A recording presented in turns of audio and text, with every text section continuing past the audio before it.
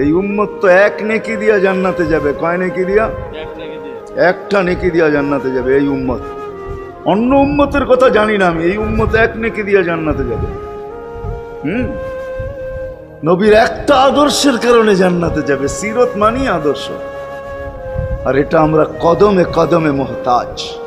কেননা এই ছোট জীবনটা যদি গ্রহণযোগ্যতা পর্যন্ত পৌঁছাইতে হয় আল্লাহর কাছে, চাই নারী হই, চাই যুবক হই, চাই বৃদ্ধ হই, যেই মানুষই হই না কেন, যেখানেরই হই না কেন, যেই বাসারই হই না কেন, যেই বর্ণেরই হই না কেন, যেই পেশারই হই না কেন, যেই সোসাইটিরই হই না কেন, এই জীবনটাকে যদি গ্রহণযোগ্যতা পর্যন্ত পৌঁছাইতে হয় কার কাছে? দুনিয়াওয়ালাদের কাছে না, মালিকের কাছে, যিনি এক ফোঁটা পানির থেকে অস্তিত্ব দিছেন, যার কাছে আবার আমাদেরকে ফিরা যেতে হবে। পালানের কোনো সুযোগ নাই।